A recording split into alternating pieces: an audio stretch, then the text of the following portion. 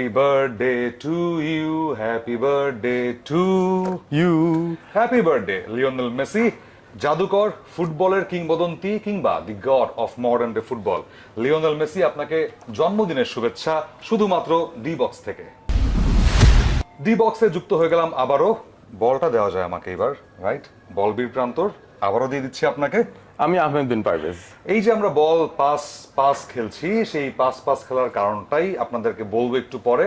তার আগে জানিয়ে দিচ্ছি যে ডি বক্স থেকে আমাদেরকে দেখতে পাচ্ছেন অবশ্যই চ্যানেল এর পর্দায় রাত 12:30টায় প্রতিদিন, এবং তার পাশাপাশি ওটিটি প্ল্যাটফর্ম আইস্ক্রিন থেকে, এবং শুনতে পাবেন রেডিও ভূমি 92.8 FM থেকে।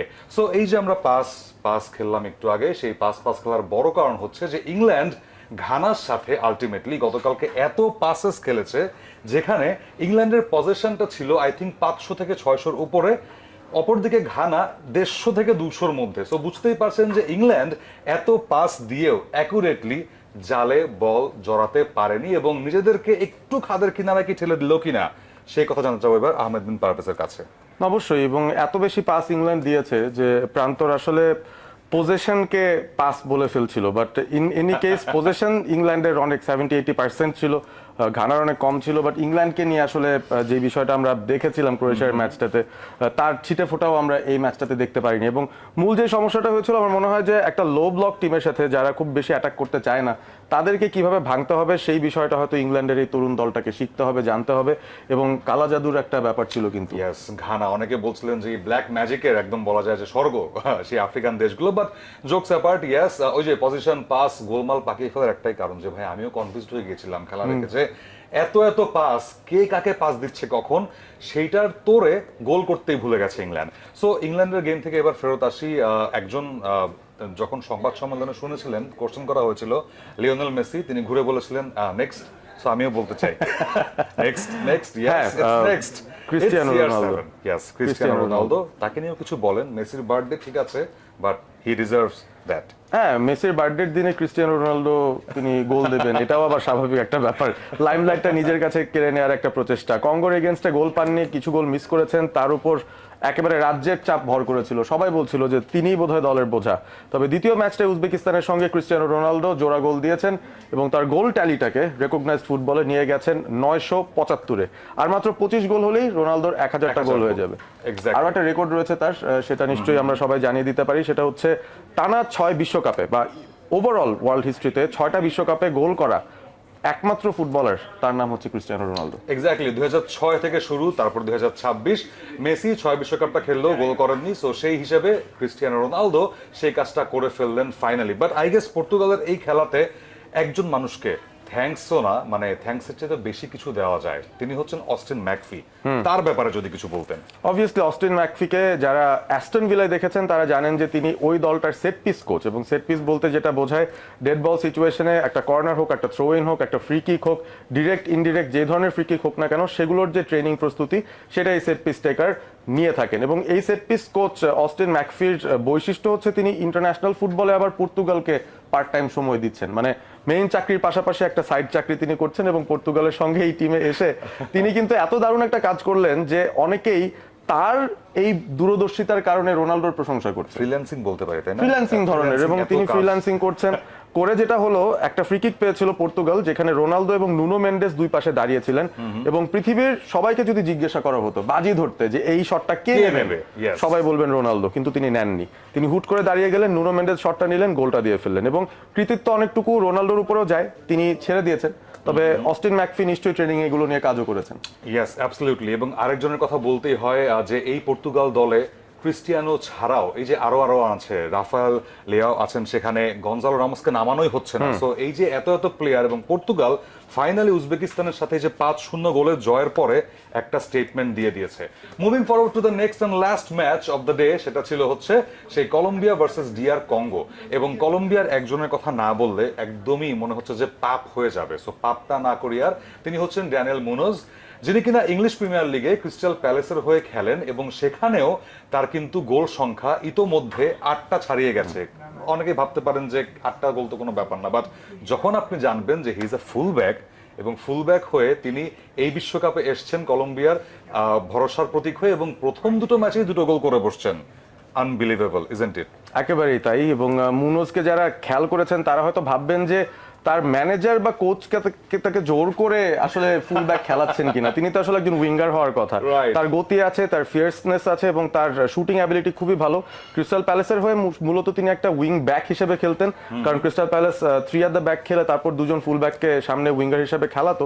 সেই হিসেবে বেশি গোল দেওয়ার সুযোগ থাকলো। কলম্বিয়ার এই 4 at the ব্যাক প্রসেসেও যে তিনি এতটা অ্যাটাকিং, অনেকে কিন্তু তাকে এখন আশরাফ হাকিমের সঙ্গেও তুলনা করছেন, যিনি আসলে খুবই অ্যাটাকিং এবং উপরের দিকেই থাকতে পছন্দ করেন। 2 ম্যাচ থেকে 2টো গোল এবং তার 2টো উইনিং গোলে কলম্বিয়া কিন্তু 2টো ম্যাচ জিতে 6 পয়েন্ট পেয়ে পয়েন্টস টেবিলের শীর্ষে আসে পর্তুগালের গ্রুপে থেকে, which is very surprising. So the last match will be an exciting one because এই কলম্বিয়া এবং হচ্ছে পর্তুগাল মুখোমুখি হবে দুটো দল এবং এই খেলাটাতে সবার চোখ থাকবে নিঃসন্দেহে। So moving towards the most exciting one waiting to night, সেটা হচ্ছে আর কেউ নয়, ব্রাজিল মুখোমুখি হচ্ছে স্কটল্যান্ডের। সো আরো একটা ইউরোপিয়ান দল ব্রাজিলের সামনে, এবং ইউরোপিয়ান দলের বিপক্ষে বলবো যে একটু ধুকলেও যুক্তরাজ্য কিংবা আমি যদি বলি ওয়েলসের সাইডটাতে, সেখানে আবার ব্রাজিলের রেকর্ডটা ভালো, সেটা ইংল্যান্ড হোক, আয়ারল্যান্ড হোক, স্কটল্যান্ড হোক, সবকিছু মিলিয়ে। সো এই ম্যাচটা নিয়ে আহমেদ বিন পারভেজ কি চিন্তা করছেন? আমার মাথায় একটাই চিন্তা, নেইমার ফিরছেন। কার্লো অ্যানচেলটি জানিয়ে দিয়েছেন নেইমার 90 মিনিটও খেলতে পারেন, সুতরাং স্টার্টিং 11-এ দেখারও একটা সম্ভাবনা আছে। এবং এটা শোনার পর থেকে আসলে যে কোনো ব্রাজিল ফ্যান তারা আসলে ঘুমাবেন না, খাবেন না, অপেক্ষায় থাকবেন রাত 4টায়। রেডিও ভূমি তো বোধহয় ধারাভাষ্য দিচ্ছে এই ম্যাচ। অবশ্যই রেডিও ভূমি ধারাভাষ্য দিচ্ছে এই ম্যাচটাতে, এবং নেইমারকে বলা হচ্ছে তিনি অ্যাভেলেবল আছেন, সো পুরো 90 মিনিটও খেলতে পারেন। বাট ওই যে শঙ্কাটা, যদি কার্লো আনচেলত্তি তাকে প্রথমে নামান এবং নামানোর পরে গোল পেয়ে তাকে তুলে নিতে পারেন, আবার বিপরীতটাও ঘটতে পারে, যদি গোল না পান নেইমারকে পরে নামানো হতে পারে। রাফিনহাকে পাচ্ছে না নিঃসন্দেহে ব্রাজিল, রাইট? রাফিনাকে পাচ্ছে না, এবং সেই সাথে মিডফিল্ডে কিছু পরিবর্তন আসলেও আসতে পারে, সেটার আভাস পাওয়া যাচ্ছে। হয়তো ফ্যাবিনিও কিছু গেম টাইম পেতে পারেন। ফুল ব্যাক এবং সেন্টার ব্যাক, গোলকিপিং পজিশন, এগুলো নিয়ে খুব একটা সমস্যা নেই। তবে ওই যে পাকেতা, মাতিয়াস কুনিয়া, এই ধরনের সিমিলার প্রোফাইলের প্লেয়ারদেরকে আসলে কোথায় খেলাবেন অ্যানচেলটি, এটা একটা কঠিন জায়গা। আর স্কটল্যান্ড তাদের যে গ্রুপে অবস্থান খুব ইন্টারেস্টিং, তারা কিন্তু এই ম্যাচটা ড্র করলে নিশ্চিত করতে পারবে যে তারা পরের রাউন্ডে যাচ্ছেই as second or third. So তারা কিন্তু খুব বেশি অ্যাটাক করতেই চাইবে না। থার্ড হওয়ার জন্য তাদের যে একটা পয়েন্ট দরকার, সেটার জন্য তারা খুব ডিফেন্সিভলি খেলতে চাইবে, এবং এই প্রবলেমটা ব্রাজিল কিভাবে সলভ করবে আমি জানি না। সেই হিসেবে আমার মনে হচ্ছে ব্রাজিলের জন্য ম্যাচটা টাফ হবে। বল অনেক তাদের পায়ে থাকবে, কিন্তু ওই যে লো ব্লক ডিফেন্সটা তাদের ভাঙতে হবে স্কটল্যান্ডের। এবং অ্যাবসলিউটলি সেখানেই বলবো যে 3জন প্লেয়ারের কথা, সেখানে অ্যান্ড্রু রবার্টসন সেখানে আছেন ডিফেন্স লাইনে স্কটল্যান্ডের হয়ে, সো উনিও ত্রাস ছড়াতে পারেন। এবং ভিনিসিয়াস জুনিয়র, এবং যদি নেইমার নামেন, তাকে যদি নামানো হয় প্রথমে, সেইখানে তাদের জন্য একটা বড় চিন্তার, মাথা ব্যথার কারণ হতে পারে সেখানে। এবং জন ম্যাকগিন আছেন স্কটল্যান্ড দলটাতে, যিনি 2টো গোল করে ইতোমধ্যে বেশ সাড়া ফেলেছেন। সো ম্যাকগিন উইল বি আ কি, বিকজ তিনিও অ্যাস্টন ভিলার ক্যাপ্টেন প্রিমিয়ার লিগে, সো তার উপর নজর থাকবে। এবং আপনি টাইলারের কথা বলছিলেন, ম্যান ইউনাইটেডে খেলেন তিনি, টাইলার ফ্লেচার, ইয়াস। সো কিন্তু ওই গেম টাইমটা পান না সেক্ষেত্রে। সো এই 3জন থেকে শুরু করে পুরো স্কটিশ দলটার স্ট্র্যাটেজি কি হতে পারে এই ব্রাজিলকে থামাতে? একটাই স্ট্র্যাটেজি, ডিফেন্সিভলি টাইট, সলিড থাকতে হবে, ডিফেন্ড করতে হবে ন্যারো। এবং ব্রাজিলের যে উইঙ্গাররা আছেন, বিশেষ করে ভিনিসিয়াস, আমার মনে হয় তার উইং থেকে বা ব্রাজিলের লেফট সাইড থেকে আক্রমণ হওয়ার সম্ভাবনা অনেক বেশি। তো সেই জায়গাটাকে আসলে মাথায় রেখে স্কটল্যান্ডকে ডিফেন্ড করতে হবে। টাইট একটা গেম হবে, আমার মনে হয় না যে খুব বেশি গোল আছে এই ম্যাচটায়। বাট ব্রাজিল যদি প্রেডিকশন বলে ফেলবো, ওটাই জানতে চাচ্ছি। আচ্ছা আমি বলে ফেলি তাহলে। ব্রাজিল ম্যাচটা জিতলে হয়তো 1 গোলেরই ব্যবধান হবে, 2-1 হতে পারে ব্রাজিলের পক্ষে, এটা আমার ধারণা। ইয়েস, আমারও এরকমই মনে হয় যে 2-1 ব্রাজিলের সেই ডিফেন্স লাইনের কথা চিন্তা করে আমি বললাম যে একটা গোল আই থিংক স্কটিশরা করতে পারবে। সো এই ছিল আজকে ডি বক্স থেকে আপনাদের সাথে এই ম্যাচগুলো নিয়ে কিছু আলোচনা। আমরা আজকে রাতের ম্যাচের পরে অবশ্যই কালকে আবারও ডি বক্স থেকে চলে আসবো প্রান্তর, বলবীর প্রান্তর এবং আহমেদ বিন পারভেজ। সো সেই পর্যন্ত সাথে থাকবেন। চ্যানেল আইতে আমাদেরকে দেখতে পাচ্ছেন প্রতি গেম নাইটে 12:30 এবং ওটিটি প্ল্যাটফর্ম আইস্ক্রিন এবং রেডিও ভূমিতে শুনতে পাচ্ছেন। ততক্ষণ পর্যন্ত সাথে থাকবেন আমাদের, যেটা বলছিলাম, এবং আগামীকাল আবারও ফেরত আসবো ডি বক্স নিয়ে। রেডিও ভূমি 92.8 FM।